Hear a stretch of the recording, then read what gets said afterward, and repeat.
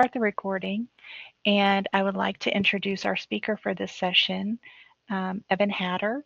Evan Hatter comes to us from Kentucky Talking Book Library here at KDLA, and we are so thankful to have him presenting to us. Welcome, Evan.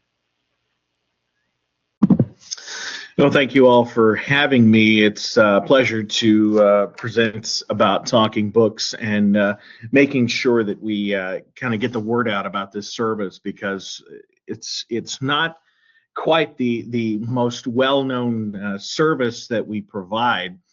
So that's kind of our whole thing. We want to show you what we have on offer, especially for our folks who are blind and have great start, especially for folks who are blind or have another print disability. Maybe they can't read the print, they can't hold the book to read the book. So that's essentially what we provide, materials for folks so that all may read. And that is kind of the motto of us and the library we're a part of at the federal level, the National Library Service for the Blind and Print Disabled. So this is our presentation called Reading is for Everyone, and we are the network library that represents the National Library Service for the Blind and Print Disabled here in the Commonwealth. We are the only one. Some states have more than one library, regionals or sub-regional libraries. We're the only one here in Kentucky. And the National Library Service is part of the Library of Congress as well. So it goes, we're part of a federal group of libraries that are under the auspices of the National Library Service and the Library of Congress. So we have access to a large catalog of items for our patrons. And those patrons we serve are those with visual disabilities. They can't read the print on the page. They have physical disabilities. They can't hold a book to read it, or they have a print allergy or something like that, or even a reading disability. They can't understand the words on the page. For instance, they have dyslexia. That's a big one that has been a more recent change to the guidelines, so that folks who have dyslexia are indeed able to take advantage of our service. And we'd like to point out, people see the Braille in the logo. They see we talk about audiobooks, talking books, and Braille, but you do not have to be blind to use talking books. It's not just about sight. We have more than 125,000 titles in audio. In fact, significantly more than that. We have them in multiple languages. We have a treaty that allows us to import, Spanish titles, French titles, any title in another language, in an international language, through our global partners around the world. We have more than 25,000 titles in Braille, all ages and interests, geographic areas, things like that. That's all represented in our catalog. And it's not only books. We have magazines, we have periodicals, so that folks who want to keep up with the world around them still can, even if they can't pick up a copy of Time magazine or a copy of Popular Science or National Geographic. And they can still get the very latest in those fields through the use of audio magazines. And we have really two ways of getting this service to our patrons. There is downloading it onto personal devices, which is kind of the one we focus on a lot these days. For folks who have an internet connection, they can once they become a patron, they can download an app, and the talking books will be right there in their pocket. Or we can mail them to everybody through the U.S. Postal Service, and it's all free, by the way, through the Postal Service. Free matter for the blind and physically handicapped is what the federal government calls it, and that allows us to deliver these Braille books and talking books on cartridge, they're USB cartridges, for no extra charge. We'll get into some more of the details a little bit later on, but we have a lot of books for all ages, all interests, from preschool all the way through our senior citizens. So age is not a barrier for us here. We talked about our international languages, especially a big Spanish collection for folks who speak Spanish. A lot of them come from Spain. Some of them come from Mexico. We're able to get those international languages as well. Talking Book patrons also have access to Newsline, which is a service for the National Federation of the Blind that provides access to accessible newspapers. I believe there's about 8 or 9 in Kentucky. It includes the Herald Leader, the Courier Journal. I believe the New Era was part of it. The Daily News down in Bowling Green is part of it. And at one point, the Appalachian News Express. I'm not sure if they are still on there, but I believe they were at least at one time. We also have Braille sports schedules. We have Braille calendars as well. So we're waiting on some of those to come in. Of course, our Braille sports schedules. For instance, we just got the NBA yesterday. Good timing. Season just started. We have music services as well. Now, this is more of your instructional materials, your music scores. Let's say somebody's in the band. They have access to play music. It's music to teach people how to play music. It's not necessarily music for listening. We advise folks to maybe go to their local public library for that, but a lot of it we do have. We also have a monthly virtual book club that meets the third Tuesday of every month. We pick out a book, everybody downloads it, or they get it on cartridge, and they're able to interact with folks. So just because you're using Talking Books doesn't mean you can't also be part of the community as well. And that is a big emphasis for us. We're a connection for people who may otherwise not be able to use physical books. So these are just some examples of some of the qualifying conditions that can qualify for Talking Book service. If somebody has blindness, cataracts, complications from diabetes, they've had eye surgery and they have issues seeing because of that, somebody has lost a hand or an arm, they can't hold a book, they have an allergy to print, they have multiple sclerosis, anything like that. And a big focus for us too as well is the folks with reading disabilities, folks who maybe they can see what's on the page, but they can't make sense of it. Folks with dyslexia or dyscalculia, dysgraphia, developmental aphasia. We want to make sure these people have access to the same amount and the same knowledge that everybody else does, because something that's out of your control shouldn't be a hindrance to you in learning and being an informed citizen and being somebody who is able to use books. We absolutely want to make sure that everybody has that ability. And so that's why we're focusing on a lot of folks, especially some of our younger folks who have dyslexia or other developmental issues like that to work on as well. So why Talking Books? I mean, you've heard of audiobooks or the services provided by, big corporations. Well, we have more books in audio than a public library can provide, first of all. Of course, we have great partnerships with our public libraries, but especially for our patrons who have those issues with their sight or reading books, we have a lot of those books available in audio and titles that aren't as widely available in commercial audio, like cookbooks and health books, folks, things that, maybe are not popular with the audience on Audible or any one of these services. We can provide as instructional guides so that everyone has the same opportunities. We also have no waiting lists. All the books are sitting on a server, and you say you want that book, we'll scan it. Or Gary is our circulation person. He can just scan it. We can put it on a cartridge, have it out to you in the mail the same day. You get it within a week, or you can download it straight away on your phone and have that access instantly. We can have those books and magazines available, downloaded through a personal device or through the mail, like we said. And the books, magazines, everything is totally free. Absolutely no cost to the patron. It's all funded through your taxpayer dollars, and that is why we're here. We're providing a service for folks who may otherwise not have access to books. So it works fairly simply, but it does involve some paperwork. We have an application that gets filled out. The patron or somebody close to them fills it out, name, address, location, phone number, and an alternate contact to make sure that librarians can reach those patrons even if they move around the Commonwealth, and even if they move out of state. Other states have this service as well. It's a national program.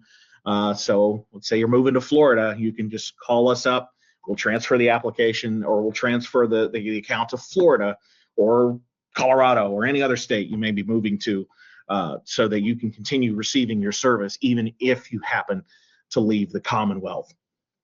This application has to be certified by a professional who can confirm that patron's qualifying condition. Librarians are one. Librarians, superintendents. We have a lot of folks, even maybe on this call, who are absolutely qualified to be a certifying authority. And that means that, let's say you have a student, you know this student has dyslexia, or you know they have issues with print. You can say, I can confirm that this student has this issue. The only thing more recently that we've got is due to NLS moving some of their guidelines more in line with the rest of the Library of Congress. Any applicant under the age of 18 has to have a parental acknowledgement form signed by their parent or guardian. It's just a slip of paper that says, I am aware my child or my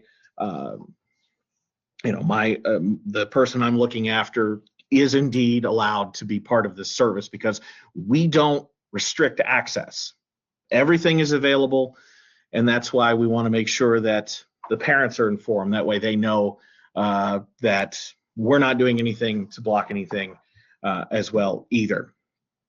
And the application, the applicants, they're asked to identify the materials they want to receive. You can say, I want to receive Braille in the mail. I want e-Braille. We have that available as well. We call them refreshable Braille devices that folks can load books and files onto, and they can read the Braille that way. You can download from Bard, which is the Braille and audio reading download. We'll get to that in a second, that you can download the books to. But most everybody, especially some of our older patrons, prefer the digital talking book player, which is a device that has that little flash drive that plugs into. You can plug a flash drive into it, or a cartridge that is on a flash drive, or that is essentially a flash drive that plugs into it and it plays the books that way as well. You can also say, well, I want talking book newsletters in this format, or I need Braille magazines. You just check it off the list. And with your application for service, we also have reading preference sheet. So let's say you've got somebody interested in juvenile books. Let's say they're in fourth to seventh grade. You can say, only give me the books I want, or you can auto-select your favorite topics, and it can actually give you books automatically sent out in the mail as you send back the cartridges, or you can just, again, download them yourself. That's a big focus for us. It kind of cuts out the middleman so that everybody has access to what they want in a timely manner. Our librarians, then, once the application comes to us, we have 3 librarians. They're working on the other side of this door that you can't see, but they are already working with our patrons here today. They contact the new applicants before sending any of the materials. We just want to confirm exactly what they need. It allows us, as folks here at KTBL, to better tailor that service to each person and create personal relationships with the patrons. So that's something that we feel is very important, because we need to be able, we need folks to be able to know that we're here for them. We're not just some faceless, they're not just a number to us. We really do care about what our patrons read and that they're able to read. So again, we talked about the several ways that talking books work. Up top, that is a digital talking book machine with a cartridge. They don't come in blue containers like that anymore. That was back when it was 1 book per cartridge. Now we can fit up to 30 books on a cartridge that just plugs right in beneath the big green button there. That is how folks who receive their books through the mail can listen to their books. If they also want to, let's say you have somebody who's pretty tech savvy, you can download books from Bard on a computer, stick them on a flash drive, and stick the flash drive into the side of the talking book player, and you can listen to books that way as well. You don't have to get it through the mail. The easiest way by far to get books anymore is going to be the Braille and audio reading download service that allows patrons to download books straight to their iOS device, iPhones, iPads, Android devices. and tablets and phones, Amazon Kindle Fire devices. And the latest one we have is for folks who download the BARD Express application for Windows. They now have access to play books through the BARD Express player that's part of that software on a computer. So if a student, say, has a Windows computer with their own laptop, they can download those talking books and just listen just like anyone else would. They can listen on a phone, a tablet. It's accessible anywhere. And it doesn't rely, I mean, obviously you need internet access to download the book, but once it's downloaded, it's there. You don't need to go in and keep streaming it. You don't need active service or you don't need, active internet service once it's downloaded. So you can take it anywhere. Not only do we have the audiobooks, but we talked about the Braille books as well. We have a large Braille collection. It can be sent by mail free of charge to patrons. The electronic Braille we talked about, as well as print Braille. That's kind of the middle on the left there. That is basically, those are picture books that have the words and a Braille surface on them as well. So we have a little Braille, a little clear Braille page that goes on top of the words. That way, let's say you have a child who is blind, reads Braille, and maybe a parent who doesn't, the parent can read the book along with the child, or vice versa. That way it's accessible to as many people as possible, so that there's Braille and the visuals as well. But why download books? Well, it's simply faster. No due dates. You can download up to 250 books per month. You don't have to get on the phone and call a librarian every time you want a new book. You can just search the title and it's right there. You don't have to wait in the mail. It's really just a faster service for everyone who uses talking books, especially for the younger folks who grew up with the internet, grew up with services like this where you can just hit a button and download. They're used to using a phone versus having to come up with a big bulky player that you plug things into. It's simply easier, and it's faster in many cases, much, much faster than getting cassette, or well, we don't do cassettes anymore. We haven't done cassettes in about 15 years. But with the cartridges as well that we have, it's just easier. And we also talked about BARD Express. It's an application for Windows computers. It downloads books right onto your own USB flash drive and can play them on digital talking book player. Or, and this is like we talked about, the newest feature just came out in the last couple of months, the BARD Express player on those Windows computers. You can now listen to a book on a Windows PC. You don't have to take it, put it on a flash drive, plug it into the side of a talking book machine. You can just simply let it play on your computer. And that's NLS doing things every single day to make things easier. Obviously, we talked about certification. Teachers, media specialists, school librarians, they are absolutely qualified to be certifying authorities.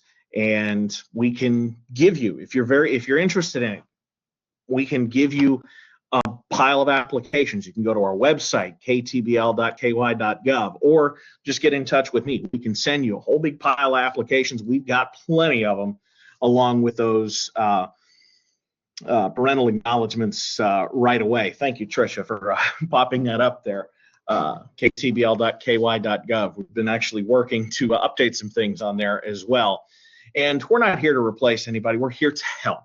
In fact, we want our patrons to use their school libraries or their public libraries, but we just want to make sure that folks know that this is an option available to them, so that they know somebody who needs accessible books or they themselves need them. We're right here, and we absolutely are here to help. And that's our mission, so that all may read. Don't take our word for it. A lot of our patrons, again, older. This is one of the best programs I've heard of. It's brought me a lot of pleasure, especially some of our older patrons. You all have saved my life. I don't know what I'd do without it. It's just a sense of connection for folks who may or may not otherwise have that sense of connection, whether they have trouble with their sight or any other kind of issue.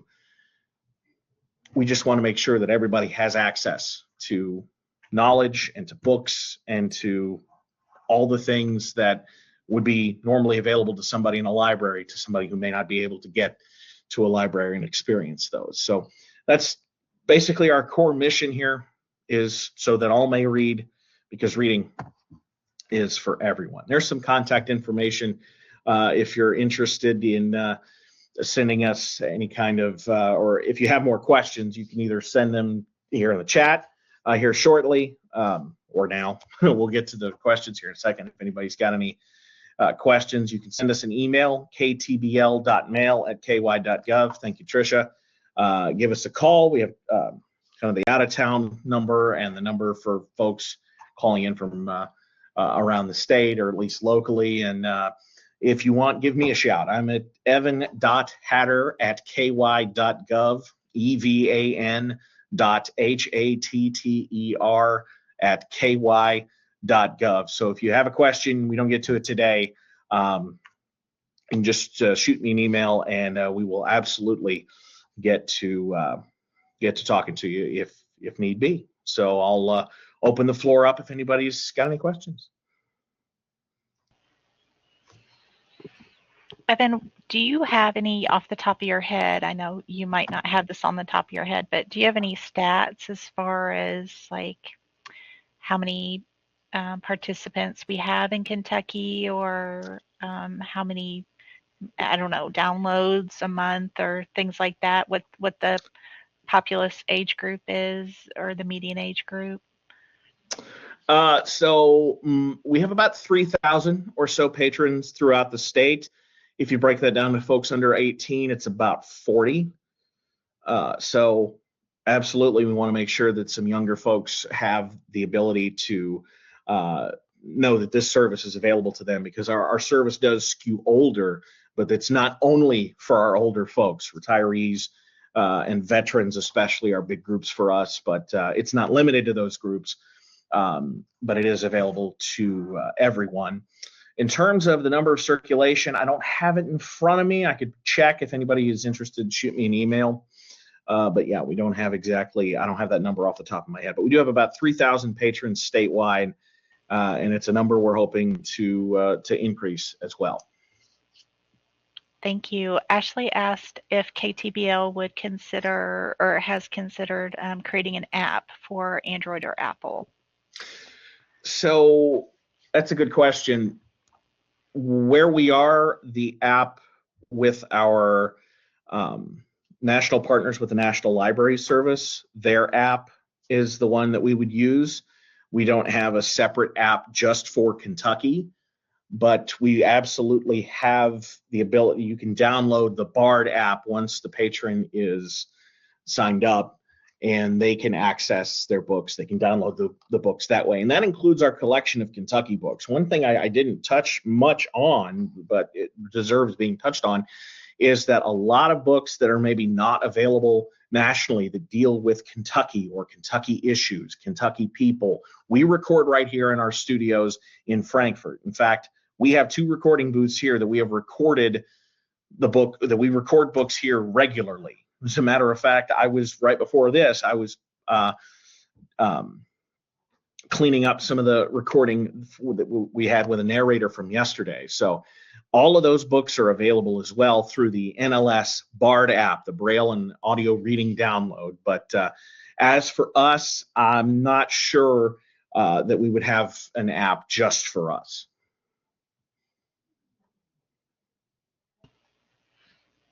Okay, thank you. Tricia, yeah.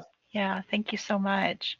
As far as the hard copy materials that you mentioned that we have, like the actual physical Braille books, or the insert pages for like children's books, or the flash drives, what is the length of time that those can be circulated? So it's usually about 30 days. And obviously we understand how the mail works. If it's 31 or 32 days, we don't charge late fees or anything like that. So normally we would ask somebody to have that back to us around 30 days, but obviously we can extend that. It's usually not a big deal. We try to ask folks to have them back within about 30 days, but it's not a big deal if we go a little bit over that. All right. Are there any additional questions from the chat, or you're welcome to turn your microphone on if there are things that you want to just discuss with Evan. You do not have to put them in the chat. If you'd like to just talk, feel free to turn your mic on.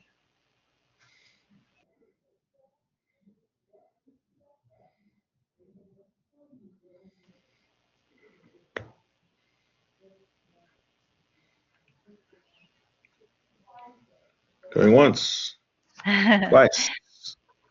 All right. Well, we will stop the recording, but we'll stay in the room here for a couple of